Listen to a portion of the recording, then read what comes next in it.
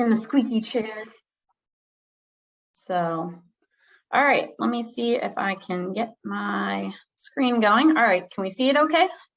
Yes, we can. You're all set. Okay, awesome. So I'm here to tell you all about bats and what they wind up doing in the winter time.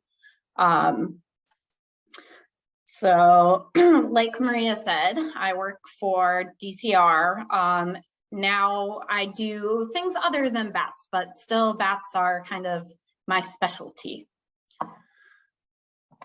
So whenever I'm talking about bats, people always have questions for me, and I think a lot of times bats are very misunderstood animals. There are a lot of myths about bats, so I'm going to go through a few of these that you may have heard before. Bats are just mice with wings. Bats are blind and they're going to get trapped in your hair. All the bats want to drink our blood. Bats are mean, they want to attack you, they're dirty, they all have diseases, and, you know, we shouldn't like them. So, you know, why are bats important? That's a good question.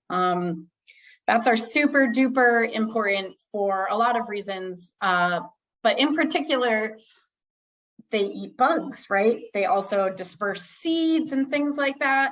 But anyways, I'll get into that a little bit more in a few minutes. But first myth, bats are not actually just mice with wings. So in fact, bats are actually more closely related to primates like us in the evolutionary tree. And the actual name of their scientific order means hand wing in Latin. And if you can see this picture there over to the right, bats actually have 5 fingers, just like people do. So up at the top, they have their thumb, which they use to climb around. And then their wing membrane is spread between their other fingers. And bats are the only mammal capable of true flight. So some people don't realize that bats are mammals, but they're mammals just like us. And sometimes, you know, it's not unusual for a bat to live up to 20 years old in the wild. They are one of the longest living animals for their body size, which is remarkable. You think about something like a mouse that is the same size as a bat, and they might live a year if they're lucky. We think part of the reason bats might live so long is because they actually hibernate. So they kind of spend, you know, only half of the year living, really. So bats are not blind. If you see this very cute picture of a spectacled flying fox, you can see it has big eyes. So a lot of bats can actually see as well, if not better, than humans. Going back to the flying fox, right? These bats actually eat fruit, right? They're not echolocating. They're not flying around in the dark. They're using their big eyes to find food. But many bats do use echolocation, and they use it to not only navigate, but to, you know, find food as well. So in this little picture here, you can see kind of how echolocation works. The bat sends out a noise, they listen, and then the sound waves bounce off objects like a little moth, and then using that, they're able to find their prey. And so a lot of times, yeah, people are like, oh, I was out walking in a field and a bat was following me. And the way they fly can look kind of crazy, a little erratic. But they are super agile creatures. And so if you see them zooming all around the sky, it's because they're hearing bugs and they're going to chase them. And if you're walking through a field, right, full of tall grass, what do you think you might be kicking up in the grass? If you guess bugs, you would be right. So, you know, the bats aren't chasing you, they're chasing the bugs that you are kicking up. So most bats don't drink blood. There are over 1,400 species of bats that we know of. I'm sure down the line we'll find more. And out of all of those bats, only 3 species are vampire bats. And out of those 3 species, you know, some of them only feed on birds. They don't even feed on mammals. And when these bats are feeding on blood, it is like a very small amount. And a fun fact about vampire bats is that they are actually one of the only animals where we have found examples of true altruistic behavior. So, you know, bats are super social animals. These vampire bats live in these colonies. Say one member of the group is, you know, not feeling well and can't go fly to go forage. These bats that are also members of the colony will actually bring blood back to the roost and feed it to their fellow bats, which I think is incredible. You know, bats don't get enough credit. They are super cool animals. So most bats actually eat insects, but there are species of bats that will eat fruit, pollen, fish, frogs, lizards, birds, and there are even some bats that will eat other bats. But, you know, we don't really have to worry about any of that here in New England. And like I said, you know, we don't have to worry about it because our bats in Massachusetts pretty much only eat insects. There have been reports of our largest bat species here, which is the hoary bat. There have been reports of them eating smaller bats, but I would think that's a very rare occurrence. So, like I said, bats are really social creatures. They're actually very curious and they are very clean. So they spend a lot of time grooming themselves and other bats. There was a study done at one of our bat colonies here in Massachusetts where they kind of monitored how bats were spending their time. And if they weren't out foraging for food or sleeping, the thing that they were doing most often was actually grooming themselves. And, you know, if you've ever been up close with a bat or ever had a bat in your hands, they have really soft, silky, shiny fur. So they're pretty clean. So everyone is always asking me, are you worried about rabies? So I'm actually vaccinated against rabies. Anybody that works with bats is vaccinated. But out of all the bats, you know, some studies have said it's less than 0.5% of bats actually have rabies. Rabies is very rare. And honestly, you know, you're probably more likely to get rabies from something like a stray dog, you know, raccoons, all kinds of other animals also have rabies, but people don't seem to be as concerned about other animals. So some of our bats are actually known to have, you know, what we call like a friendship. I've seen this kind of in my work in that maybe I'm putting transmitters on a couple different bats, and they will always be found roosting together. And a lot of bat species actually will move roosts on like a daily basis, and without fail, you'll find like the same bats hanging out together. That picture there at the bottom is actually 2 different species of bats that are hanging out together. They're super social. And as of right now, we actually know of over 12 bat species that sing. And so bats usually communicate or make noises that are ultrasonic, so we can't hear them as humans. But if you record it and then slow it down, you can hear the noises that they make, and they do kind of sound like birds. So these bat songs sound just like bird songs. They pretty much, you know, are singing for the same reasons that birds do, which is, you know, territorial and mating reasons. So why should we care about bats? Besides the fact that they are very cute, at least in my opinion. So bats are everywhere. They make up about 25% of all mammal species on Earth. Think about that. The only other animal that there are more of when it comes to mammals than bats are rodents. But bats are everywhere, and the only continent without bats is Antarctica.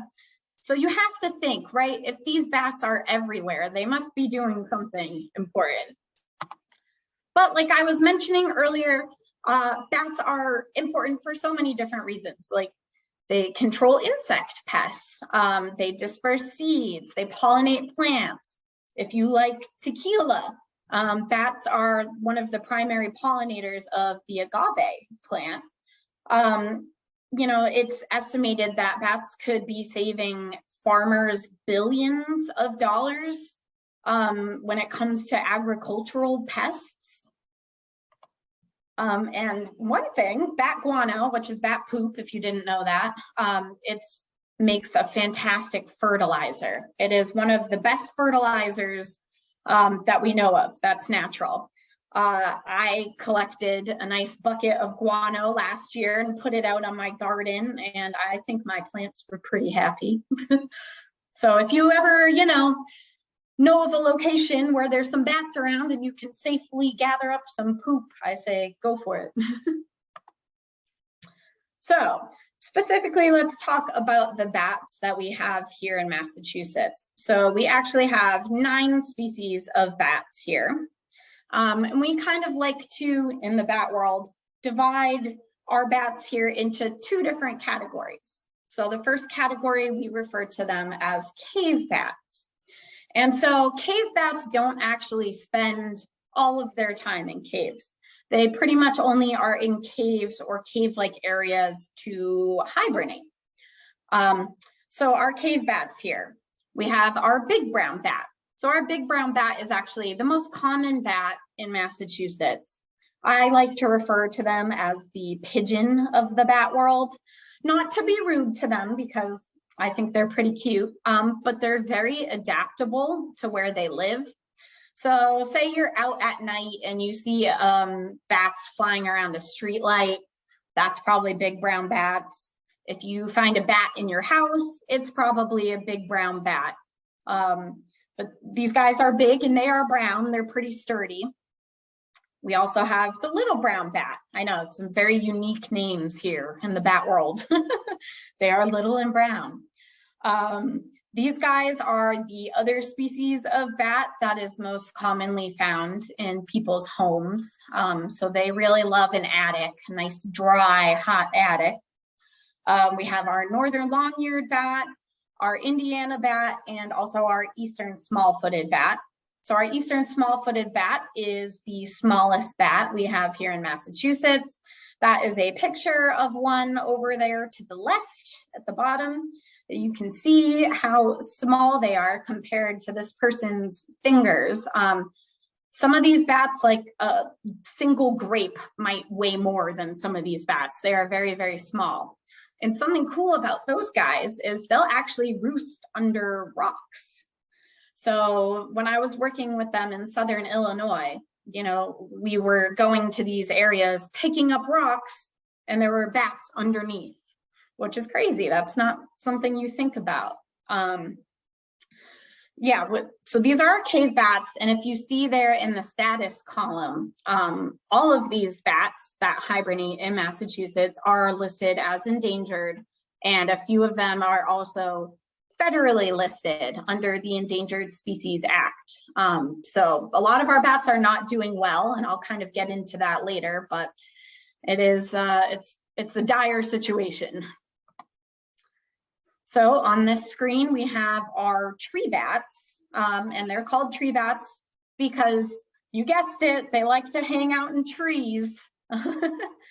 So tree bats actually, you know, we're going to get into this later too, but they actually migrate instead of hibernating. So we have our tricolored bat, which is called that because if you look at their fur close up, each piece of fur is like 3 different colors, kind of like, I don't know if you have a cat or a dog, sometimes you can see that their fur is different colors. We also have our silver-haired bat, our eastern red bat, which is that reddish orange bat there, and then the hoary bat. And so the hoary bat is the biggest bat we have in Massachusetts. Their wingspan can be over 1 foot long. These tree bats are really beautiful looking. You see like the red bat there or the hoary bat. And their colors kind of help them blend in to, you know, dead tree foliage and stuff like that. And yeah, so in the summertime, you'll find these guys hanging out in trees. And most of the time, people aren't going to see these bats. They are pretty solitary. They like to fly up really high. And for the most part, they're not really in buildings. Okay, so let's get into talking about hibernation and migration. So when we're talking about this, it's kind of important to think about why. Why would an animal want to hibernate or migrate? There are plenty of animals here in New England that we see all year round, but there's also a lot of them that we don't. So one of the main reasons that you would hibernate or migrate, and this kind of relates to most of the other reasons, is extreme temperatures. You know, something like a little hummingbird there might not do too well in the cold. Part of the reason they don't do well in the cold is because there is a lack of food and water resources. So we know hummingbirds feed on nectar, right? So they're not going to find any flowers in Massachusetts in the wintertime. So they migrate south down to, you know, Central America. Also, we know that the water freezes during wintertime. So a lot of animals can't find things to drink. Another big thing for why you might hibernate is to conserve energy. So obviously existing requires energy. And what do you need to support energy in yourself? You need to eat food. Well, if there's no food around, you're not going to have much for energy. So maybe you should hibernate. Another reason an animal might migrate is for reproduction. So a lot of animals will, you know, head to a different area or gather in a certain area in order to mate and have a nice, safe or abundant place to raise their babies. So hibernation, what is it? This definition refers to hibernation as a state of greatly reduced metabolic activity and lowered body temperature adopted by certain mammals as an adaptation to adverse winter conditions. Now that's a very specific definition, but basically that's what it is. So out of all of our bats, right, I mentioned our cave bats. So these are the bats that hibernate. So we have the big brown bat, the little brown bat, the eastern small-footed bat, the northern long-eared bat, and the Indiana bat. So if you see this picture here of these little bats hibernating, you might notice that they are covered in water droplets. A lot of times when people think about hibernation, they think, oh, the animals just go to sleep. And it's a little bit more complicated than that. A lot of animals, including bats, they're not asleep, right? So like the definition says, they lower their metabolic activity. So their body temperature gets lowered, their respiration, their breathing slows down, and their heartbeat slows way down. So this, you know, kind of not sleep, but slowed down body functions, obviously it allows them to save energy. But something like a bat, they still will drink during hibernation. So they'll go to these areas, these caves, and they specifically like ones that have high humidity, because they will drink the water droplets off of their fur or maybe off of the cave wall. You know, they'll wake up, they'll adjust their position, they'll move around, and then they'll go back into their, you know, kind of hibernation state. All right, hibernation. So what is it called where a bat hibernates? So not all bats are going to caves. Sometimes it's a mine, it might be a rock crevice, but we have a name for these places. So the singular word is hibernaculum. So a cave can be a hibernaculum. And if there's more than one, then we refer to them as hibernacula. So our bats around here, what might they use? In Massachusetts, we don't really have many natural caves. So these old abandoned mines, they're pretty much caves. And that's where our bats usually like to hang out in the wintertime. Of course, caves in places that have a lot of caves. Structures. So sometimes bats will hibernate in people's houses, you know, in their basements, in crawl spaces, stuff like that. Rock crevices, which something you might not think of, but if there is a nice deep rock crevice that a bat can get into, they might hibernate there. And something interesting about bats is that the majority of a population of bats, like of a species, they might all hibernate in the same spot, which is crazy if you think about it. It's most of the bats in a region going to one single spot to hibernate. And like I mentioned, so the temperature and humidity levels in these places that bats hibernate have to be pretty stable.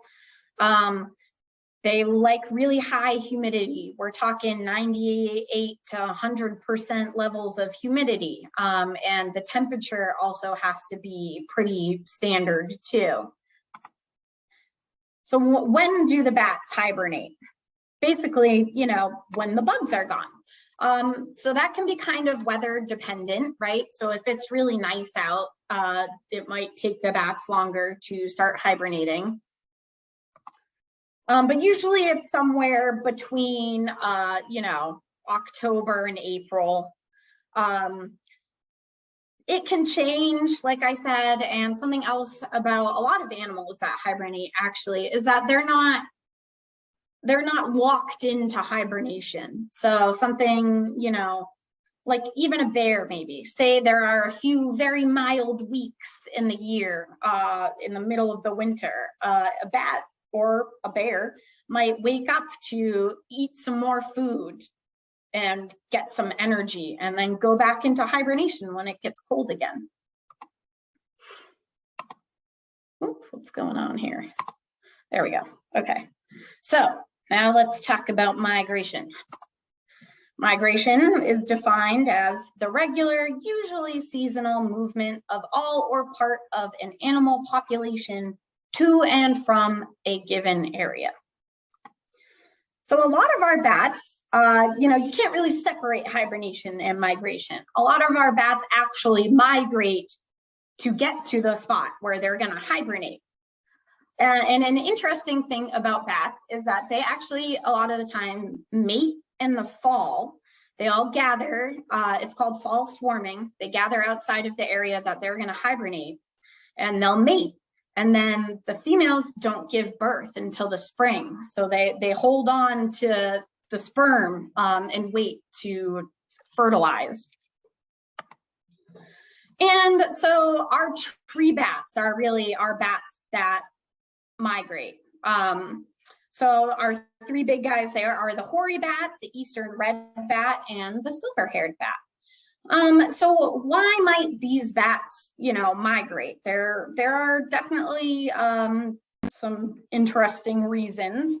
And one of the reasons we think that tree bats are able to migrate is that they're kind of better designed for migration than our cave bats. So our tree bats are bigger, they have bigger wingspans, they're used to flying up higher than some of our other bats. And because of this, I think they're just a little bit better designed for the migration process.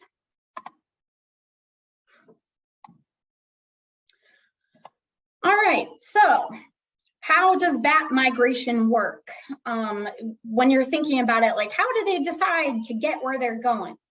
So it's pretty likely that they're actually going to follow the route that requires the least amount of energy expenditure on their part. So they're going to go the easy way, right? So that they don't waste all their energy, you know, zigzagging around. stuff like that. How do they figure out where to go? So it seems that bats probably learn their migration routes from adult bats when they're juveniles. So their first migration, they follow some adults, and that's how they figure it out. And so most bats won't actually travel more than 200 miles. You know, they are small animals, and that's a pretty far journey. So pretty much they're going to southern or more coastal areas where the weather is a little bit more mild and there are food resources. So that's a picture of a eastern red bat there, and something very cute about them. You can see that they have like a furry tail, but when they're cold, they'll actually use their tails like little blankets and kind of wrap themselves up, which might be another reason why they are better suited for migration. Some of these bats too will actually do kind of like a mini hibernation while they're migrating. Say they head down south and then the weather gets a little bit bad. These guys are able to do something like crawl into a wood pile and kind of hibernate for a few days until the weather is nice again. All right, so I mentioned earlier that our bats are in trouble. I'm not sure if some of you have heard of some of these things before, and if not, let me tell you about them. So something that's a big problem with bats is misinformation, right? People are afraid of things that they don't understand. A lot of people are freaked out by bats, or think, like I said before, that they're all full of diseases, and then, you know, that leads to them being unfairly killed or harmed or bothered. I cannot tell you how many times people have come up to me and told me that they hit a bat with a tennis racket, which is just breaks my heart. Something else that is a threat to many of our different animals is climate change and also habitat loss. So like I mentioned, in these caves and things, the bats really like stable temperatures and humidity levels. So something like climate change can really mess with those variables. Some of our bats also are very specific in the kind of habitats they use. So if we destroy that habitat, then they don't have anywhere to live. Something that you may not have heard of before is wind turbines. So wind turbines actually kill a lot of bats, and they also kill a lot of birds.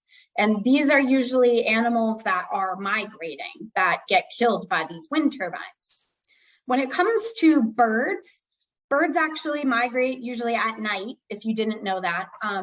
But when the birds get hit, it's usually because they can't see the wind turbine. What we found with bats, though, is that, like I mentioned earlier, they're super duper curious. So there are videos where you can see the bats flying around the wind turbine, checking it out. One hypothesis I heard was that maybe the bat's echolocation makes the wind turbine sound like water. So if you actually put bats into a room with a piece of like flat metal on the floor, they'll actually sometimes try and drink from it. So it registers as water to their echolocation. That's just an idea. They're, you know, we don't really know why they get hit, but with birds, right? I've never found a bird alive under a wind turbine, but I've actually found quite a few bats that were still alive after getting hit. But if your wing is broken and you can't fly, then you can't feed yourself. So it's not good. And then the biggest threat to bats is white nose syndrome. So it has a bit of a silly name. If you see that picture of the bat there, it does have a white nose, but it's actually something very scary. So what is white nose syndrome? White nose syndrome is a disease that only affects hibernating bats, and it's caused by a fungus that we call PD. And it is a fungus, so where does it like to grow? You know, these cold, dark, damp places. Where do bats like to hibernate? cold, dark, damp places. So it's a perfect environment for this fungus to grow.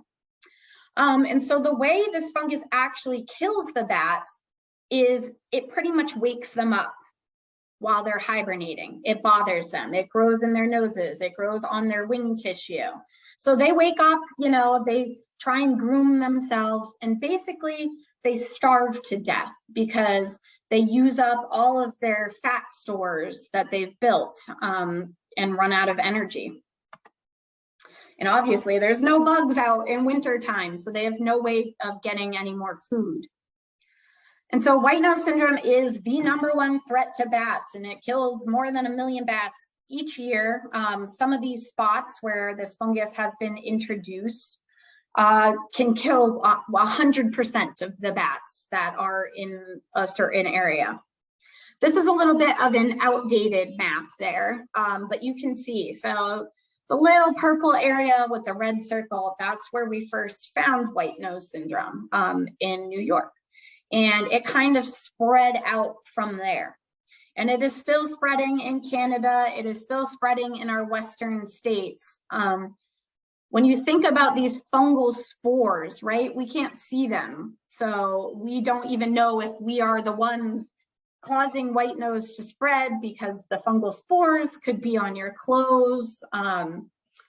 We don't know how white nose got to the US. It is something that is present in Europe and Asia, and the bats there seem to be okay dealing with it. It could be that when it initially arose, it killed off a bunch of bats there too, and they just kind of figured out how to survive. We're not really sure. But it could be that people who enjoy exploring caves, were at a cave in Europe or Asia, they had the spores on their equipment, they didn't know, and then they accidentally brought it here. That's one way we think it might have gotten here. If you see that picture on the bottom, that bat's wings are full of holes. So even if you're a bat and you have white nose syndrome and you survive winter without starving to death, well, if your wings are full of holes, you're not going to be able to fly well, and that could kill you too.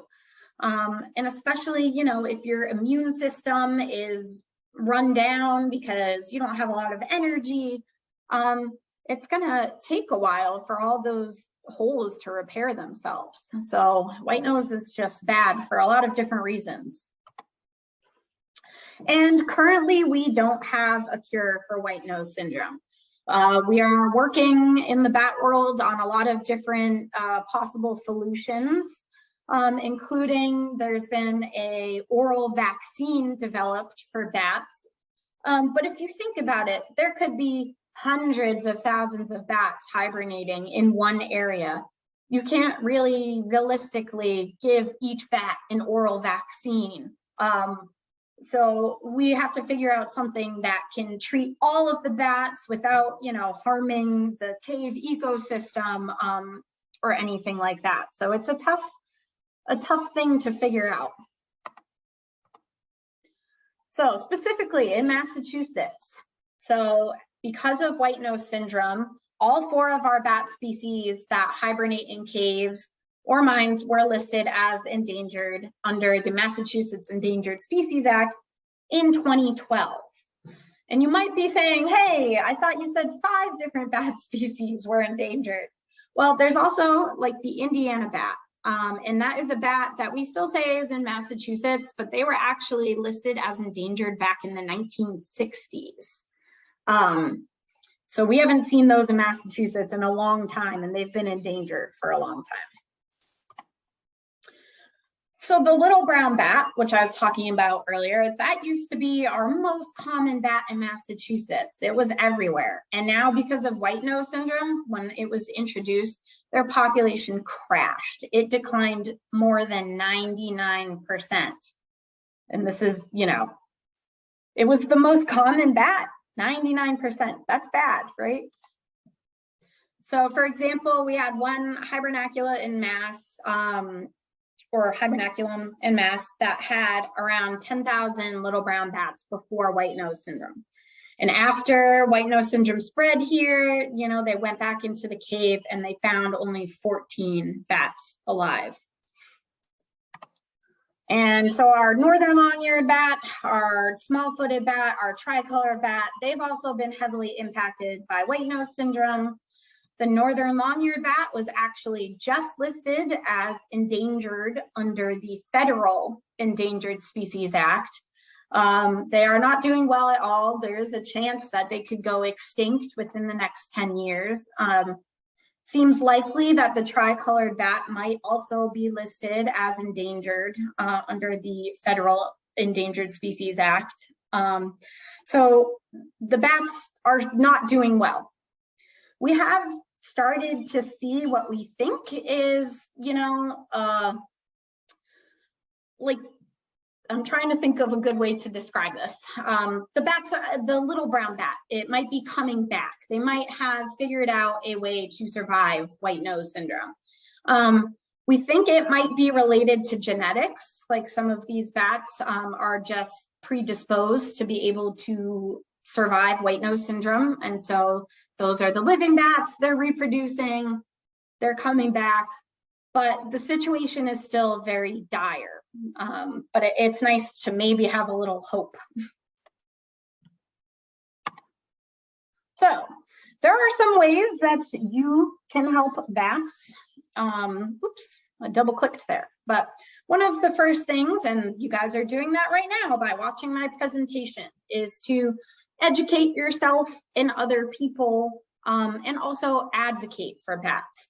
So maybe, you know, you're hanging out and somebody is bad talking bats. Well, maybe you can take some of these facts and you can say, well, you know, bats are actually very important and they're not little mice that are dirty.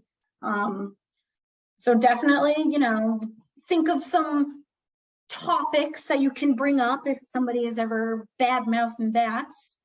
Something else, and you know, this is not a super common thing, but if you happen to enjoy exploring caves or know somebody that does, just remind them to clean their gear.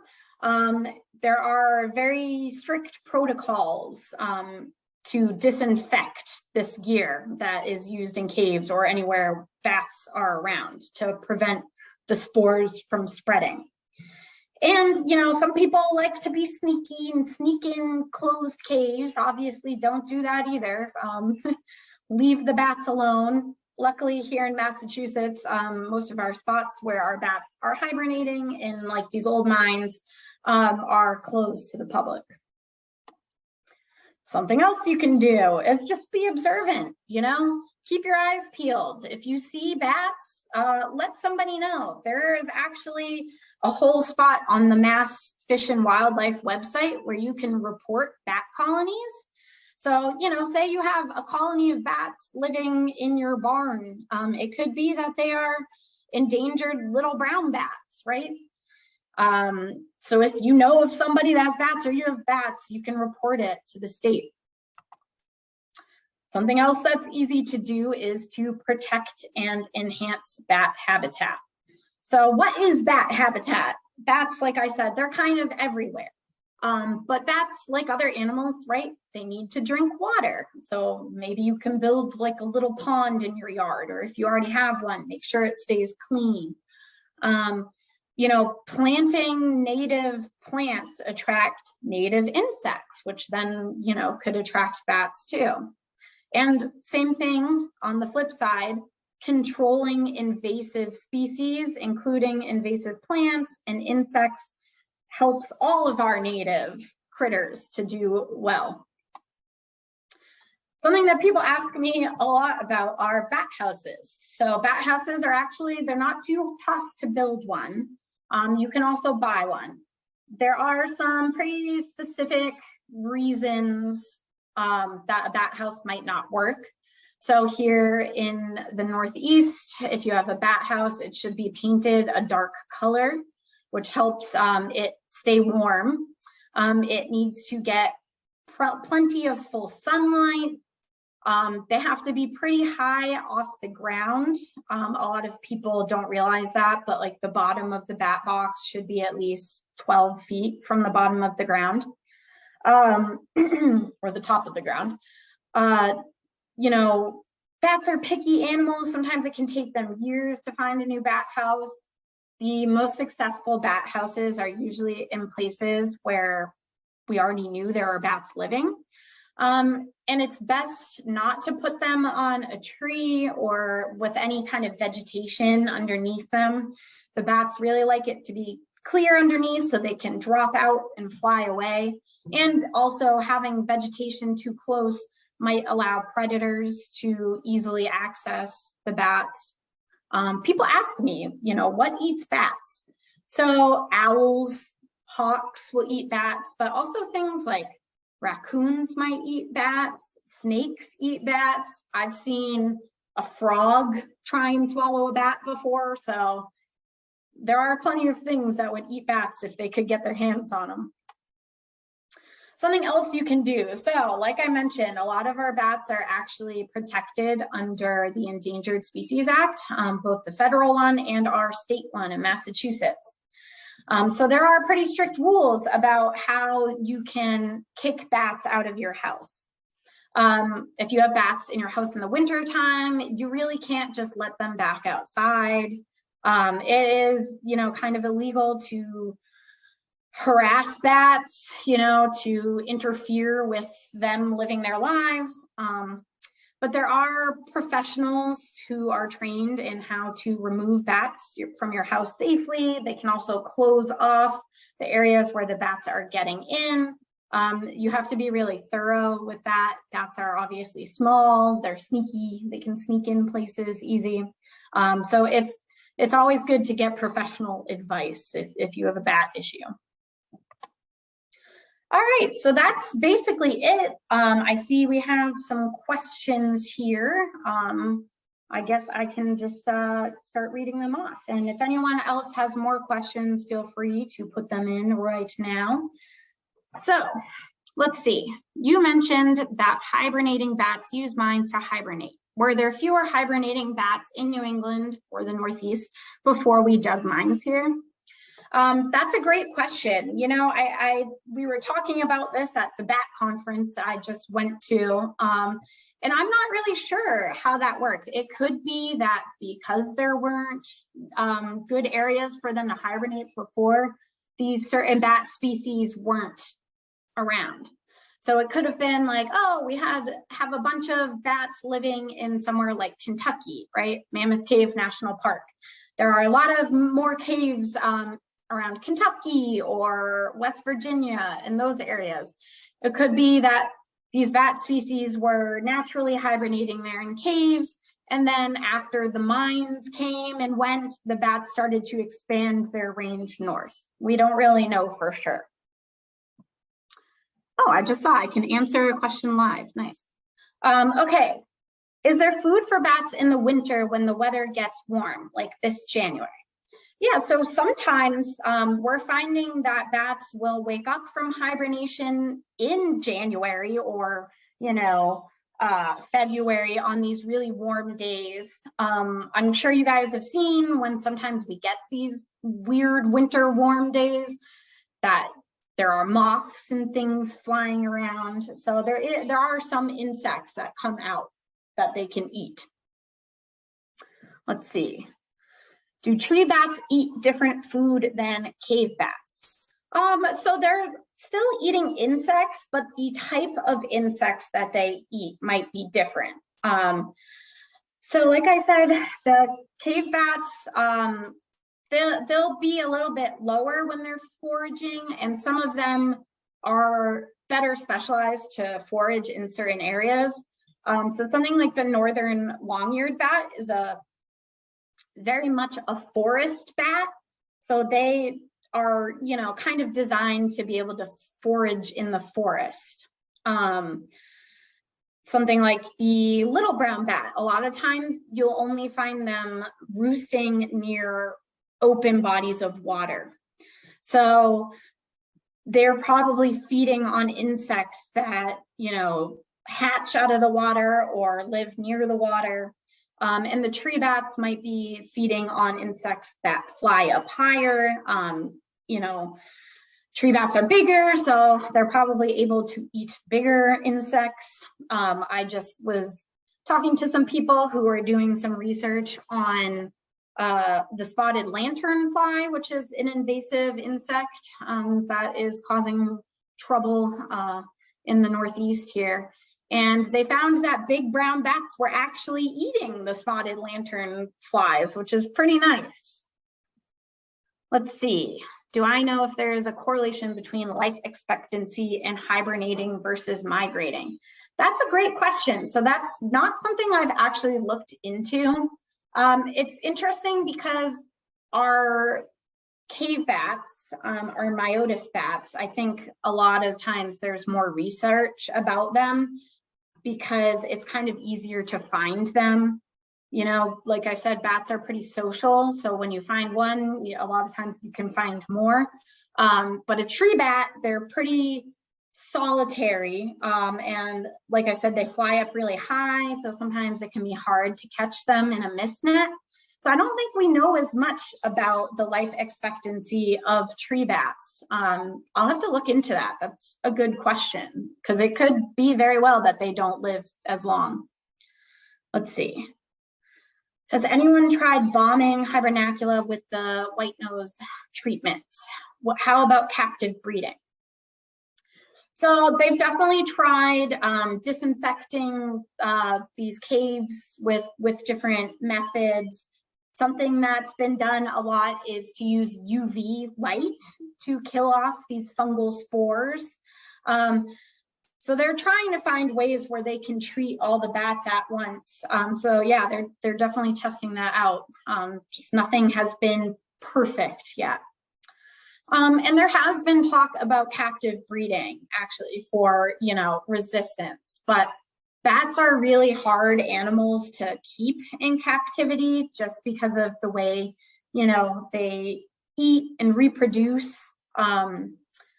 I was talking to a wildlife rehabber recently who does work with bats, and some of the bats, they won't even feed themselves. They have to be like hand fed.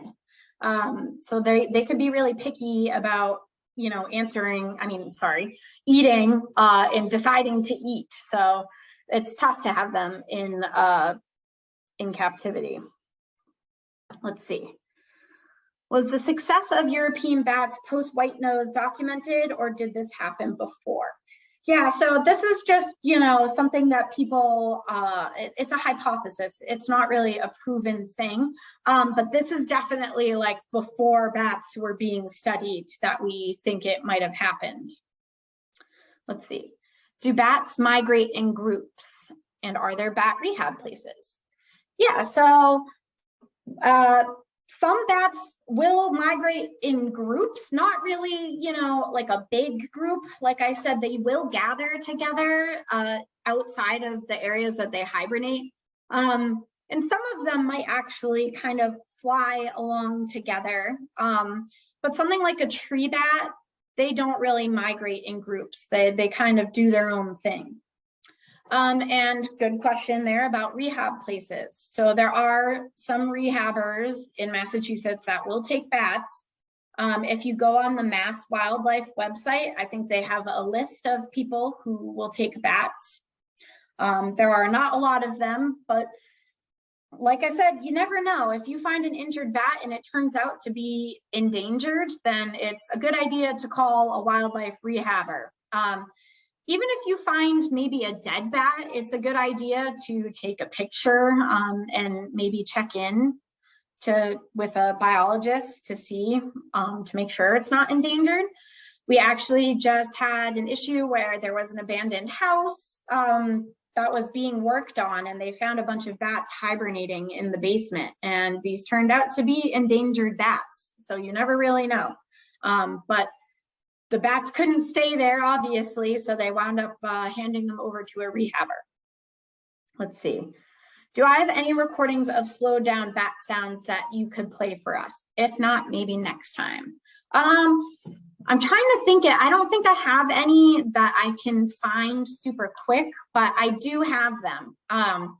So DCR does a lot of public outreach like this, and we actually will do some kind of live bat recording sessions.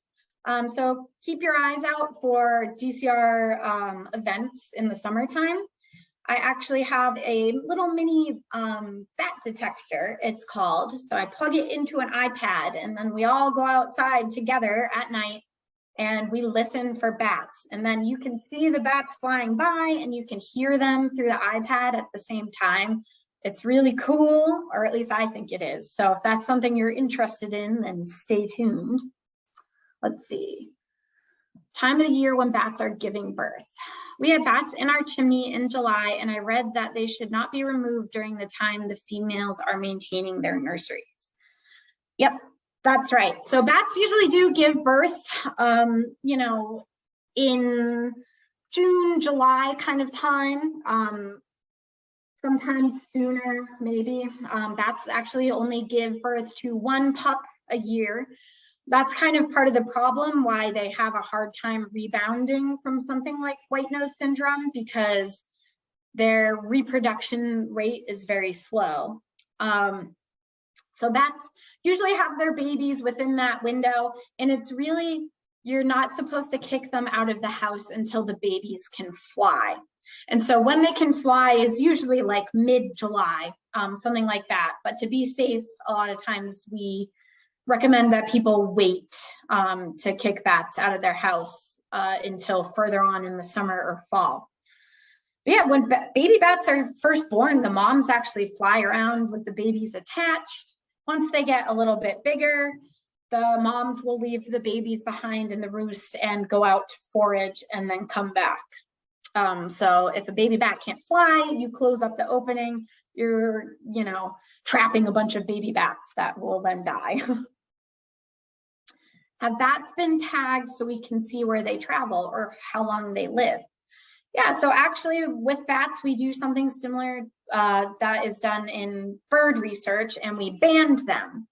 So we will put a little metal band on their arm, and that's how we know that these bats have lived so long, because, you know, a lot of times they're returning to the same place to hibernate year after year, or you can catch them at their roost and read their band, and then you know how old they are. We will also do radio telemetry with bats. So that's when we put a little radio tag on their back, and we'll go out with our antenna and our receiver, and we will track our bats. We'll figure out where they're going. So that's how we know so many things about bats.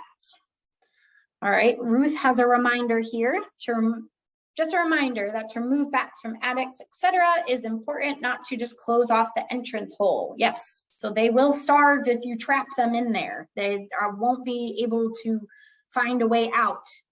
There are, yes, you exclude bats, and you can do something by making a one-way door. So the bats can go out, but they can't come back in. There's actually some really simple ways to do this, like including, you know, putting a trash bag over an area with a hole at the bottom, so the bats go out of the trash bag, but then they can't really find their way back into it. And you can't do it when the bats are breeding. Honestly, the best time to do this kind of stuff is in the fall or in winter time, when there's no bats present. And somebody else said, how many young do they have? I think I mentioned that they usually only have one baby at a time.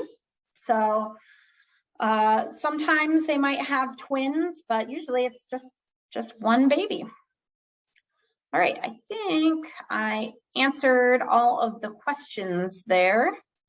I don't know if anybody else has any other questions. I guess speak now or forever hold your peace here, but thanks guys so much for, you know, tuning in on a Sunday afternoon to listen to me talk about bats. Hopefully you learned something that you can take out into the real world, and keep your eyes peeled for future presentations about bats and public outreach stuff.